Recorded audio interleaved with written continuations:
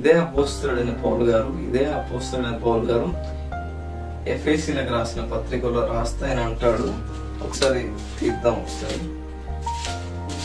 ఎఫెసీలకు రాసిన పత్రిక ఇక్కడ చూడండి. తల్లిదండ్రులారా మీ పిల్లల కోపం రబ్బక ప్రభు యొక్క శిక్షలోను బోధలోను మరి పెంచండి.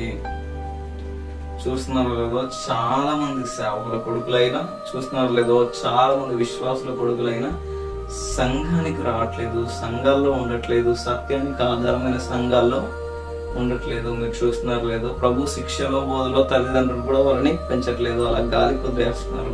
ఆ గాలికి తిరిగి గాలిగాడులా తయారై సంఘంలోకి ఆ గాలిని తెచ్చి ఆ చెత్త చెదరం అంతా సంఘంలో చేసేస్తాడు. అందుకే ప్రభు శిక్షలో బోధలో వాళ్ళని పెంచాలి, సత్యానికి ఆధారమైన సంఘాల్లో పిల్లల్ని పెంచాలి.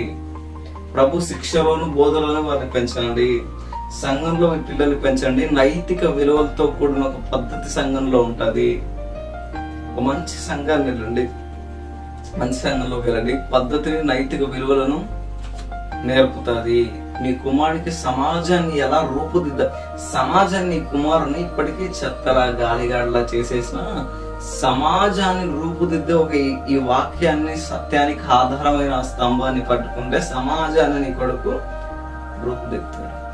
పాపంలో చెడి ఉన్న సమాజాన్ని మేలుకొలిపి ఇది కాదురా అయ్యా, ఇది పాపం రా, తప్పురా అని ఒప్పింపజేస్తూ దైవం అంటే ఇలా ఉంటది, దైవం చేసే ఉద్దేశం ఇది, దైవం ఎలా ఉద్దేశిస్తాడు, నీ జీవితం పట్ల దేవుని ఉద్దేశం ఏంటి, సస్యరుడిగా వచ్చిన దేవుడు దేనికోసం వచ్చాడు అని సమాజానికి వివరించే కొడుకును నువ్వు తయారు చేయగలవా అని అడుగుతున్నాను. తయారు చేయగలవా నువ్వు?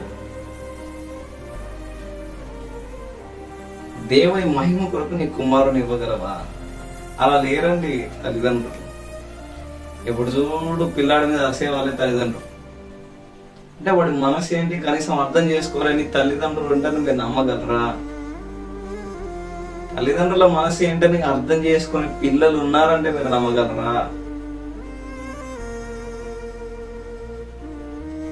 ఇష్టం వచ్చినట్టు దుర్భాషలాడే, ఇష్టం వచ్చినట్టు మాట్లాడే, ఇష్టం వచ్చినట్టు తప్పు మాటలు మాట్లాడే కుటుంబాలు ఉన్నాయంటారా లేవంటారా? దేవుడు మనకిచ్చిన ఆశీర్వాదాల్లో ఒక ఆశీర్వాదం ఏంటంటే కుటుంబం. సంతోషంగా ఉండడు రా అని కుటుంబాలు ఇస్తే ఎప్పుడు గొడవలే అండి. కొన్ని కుటుంబాలు మీరు చూస్తారో లేదో ప్రశాంతత ఉండదు అసలు. కుటుంబాలు ఎప్పుడు గొడవలు పడుతూనే ఉంటారు. అంటే దేవుడిచ్చిన ఈ అందమైన జీవితంలో ఒక ఆశీర్వాదం ఏంటంటే కుటుంబాన్ని చక్కగా పరిపాలించేవాడు.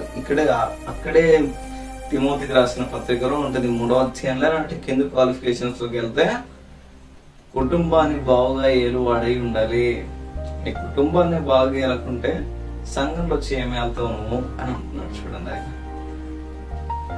అంటే మీరు చూస్తారో లేదో మనకు 4 సువార్తలు, వీటన్నిటిని సెమెట్ గాస్పల్స్, సిమిలర్ గాస్పల్స్ అంటారు. ఇంతకుముందు కూడా చెప్పాను, సెమెట్ గాస్పల్స్, సిమిలర్ గాస్పల్స్ అని వీటి అంటారు. ఎందుకంటారు అని అంటే 4 పత్రికల్లో ఒకే సంగతిని వివరిస్తూ వేరువేరుగా వర్ణించారు. అయినా ఒక విషయాన్ని ఎలాబొరేట్ చేస్తారు.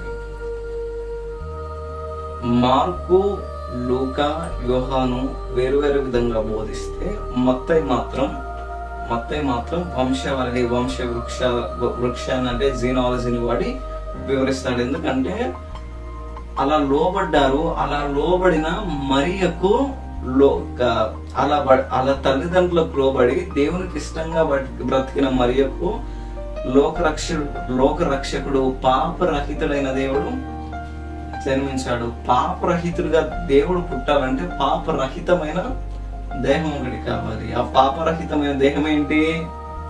అరే అమ్మా అంటే చూడండి, తల్లిదండ్రులకి దేవునికి ఇష్టంగా బ్రతికింది కాబట్టి ఆశీర్వదింపబడ్డారు. లోక రక్షకునే అని పెట్టారు. ఈరోజు మన బ్రతుకులు మార్చే కొడుకులు మన జీవితాల్లో ఉన్నారా? ఈరోజు మన బ్రతుకులు మార్చే కొడుకులు కూతురు మన జీవితాల్లో ఉన్నారా? చూసుకోండి, ఉన్నారో లేదు.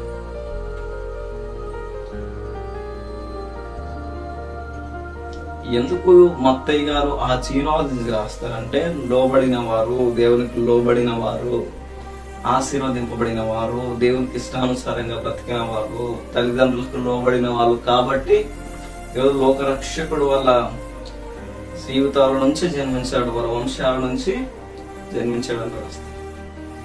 ఈరోజు మన కుటుంబాలు ఆశీర్వదించబడాలన్నా, మన కుటుంబాలు బాగుపడాలన్నా పిల్లల చేతిలో ఉంది. రేపటి తరాన్ని సత్యానికి సిద్ధపరచండి. సత్యం కోసం ప్రాణం పెట్టేవారిగా సిద్ధపరచండి మీ కుమారుల్ని. సత్యం వచ్చిన వాగ్వాదానికి మీ కుమారులని సిద్ధం చేయండి. సో ఈ చిన్న వాక్యాన్ని దేవుడు దీవించి ఆశీర్వదించిన గాక. మళ్ళీ చెప్తున్నాను ఇక నుంచి సత్యాన్ని సత్యంగా ప్రకటించడానికి సిద్ధమవుతున్నాం. ఈ చిన్న ఆశని దేవుడు దీవించి మా ప్రార్థన ఆలకించేలాగా మీరు ప్రార్థించండి. అందరికీ ప్రైజ్ ది లార్డ్.